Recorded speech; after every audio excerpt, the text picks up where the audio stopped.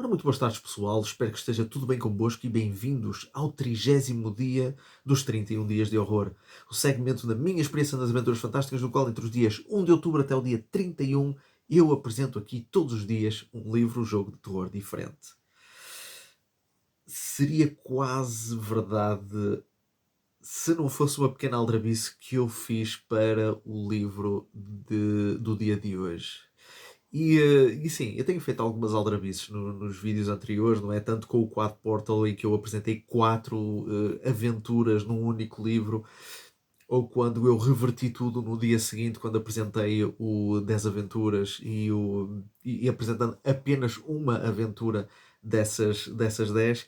E aqui, a aldrabice que eu estou a fazer é através do livro-jogo que eu vou apresentar, porque ele estava na minha lista, ele estava prometido na minha lista, e estava como livro-jogo de terror, mas à medida que eu o fui lendo, eu apercebi-me que ele não se encaixa exatamente no terror, embora tenha os seus momentos mais tensos, os seus perigos, algo perfeitamente típico na maior parte dos livros-jogos, mas ele encaixava-se mais no género de fantasia. Portanto, aqui posso considerar aqui uma aldrabice. No entanto, eu decidi manter este livro aqui porque eu considero que é uma enorme melhoria em relação ao livro anterior. E quando eu falo do livro anterior, não falo do livro que eu apresentei ontem, mas sim do livro anterior do mesmo autor. E o livro que eu vou apresentar então hoje é The Druids of Pneuma, e eu espero estar a pronunciar bem o nome.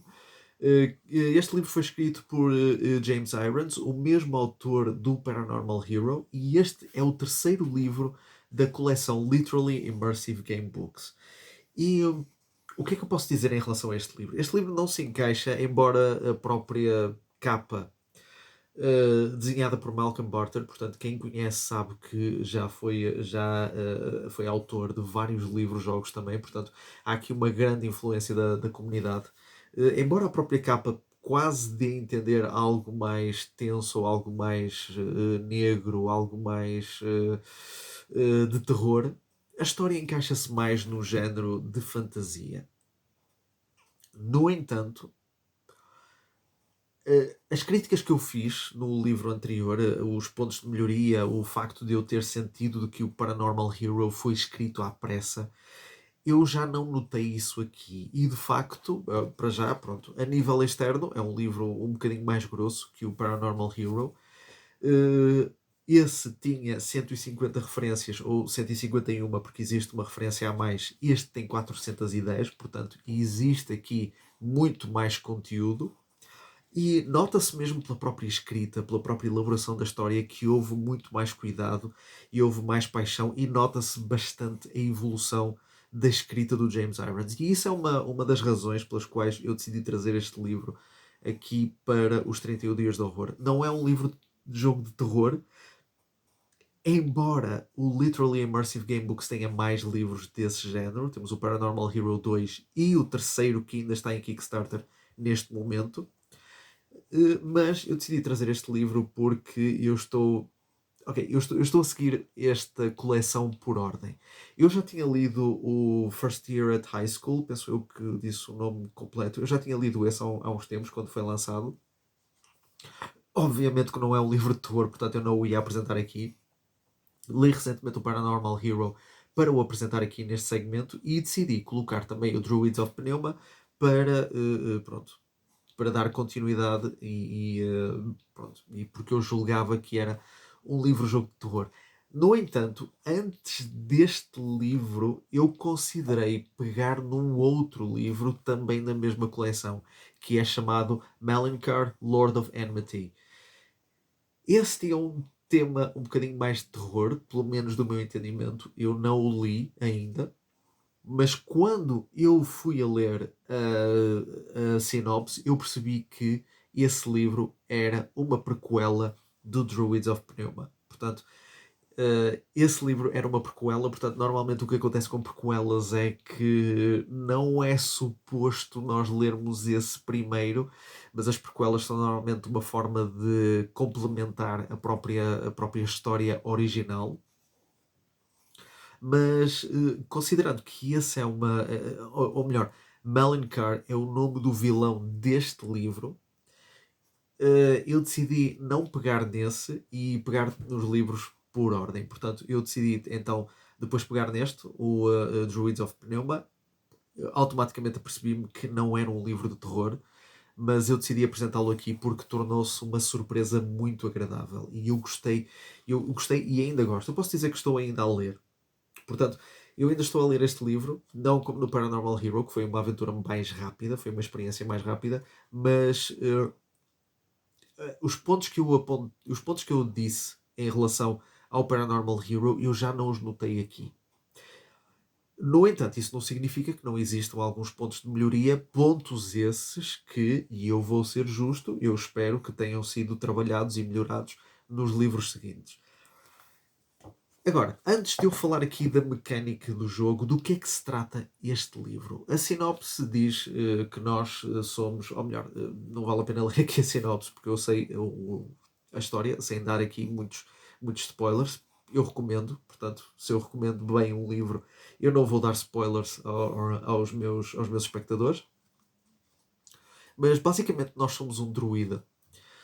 Nós somos um druida da Lua, fazemos parte de uma ordem de druidas de Pneuma, portanto, aqui está o título. Num dia nós descobrimos que o mestre, não é, do mosteiro foi raptado por este mesmo Mallencar.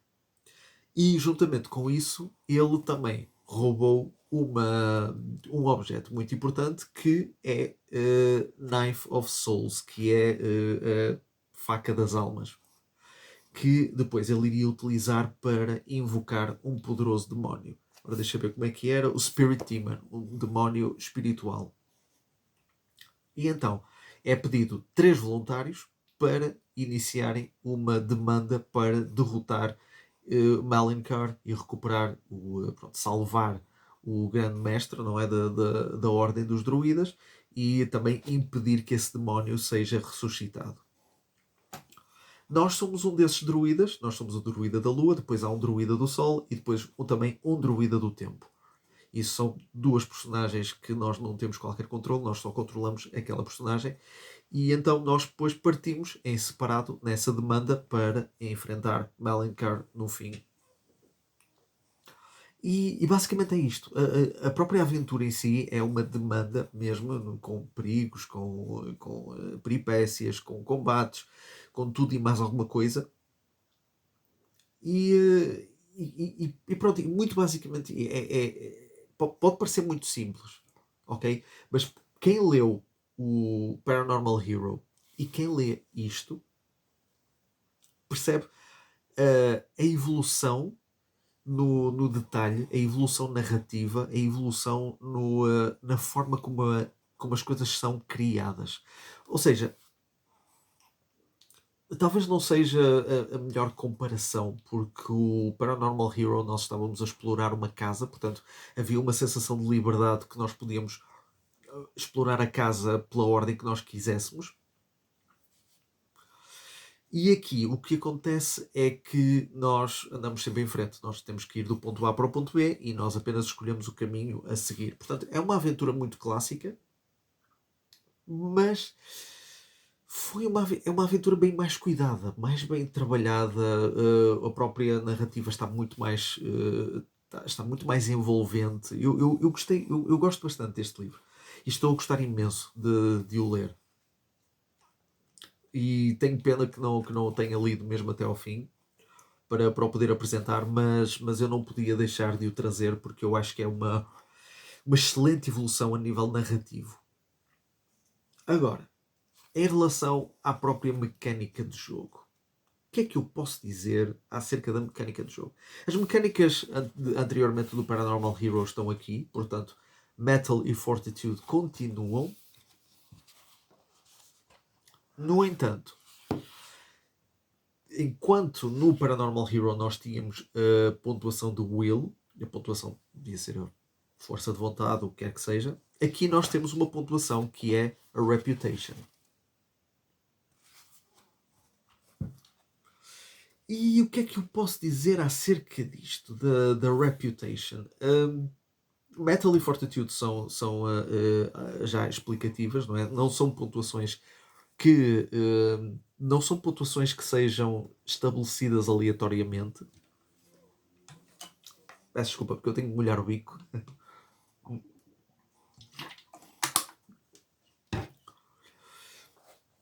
Como eu estava a dizer, não são pontuações que são estabelecidas aleatoriamente, como a maior parte dos livros-jogos, mas tal e qual como acontece no Paranormal Hero, nós vemos essas pontuações são-nos atribuídas. Portanto, nós começamos com uma pontuação de Metal de 3 e uma pontuação de Fortitude de 2. E depois o sistema de combate é genericamente tal e qual o que nós vemos nas Aventuras Fantásticas e em muitos livros-jogos, que é lançar 2 dados, somar ao Metal, quem tiver menos perde 2 pontos de Fortitude.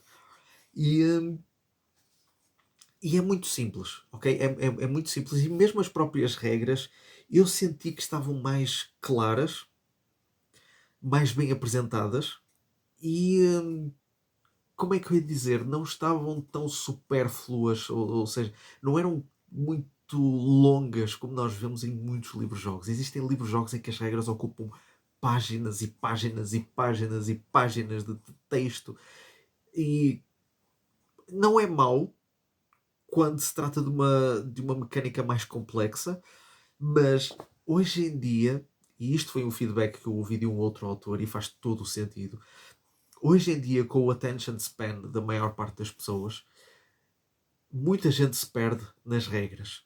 E quando damos por nós estamos a meio da narrativa a voltar atrás às regras e a lê-las outra vez e perdemos um bocadinho a noção pronto, nós temos que muitas vezes reler as regras. Eu faço isso bastantes vezes com muitos livros-jogos mais complexos. E aqui é muito bom quando eu só tenho que ler as regras uma vez.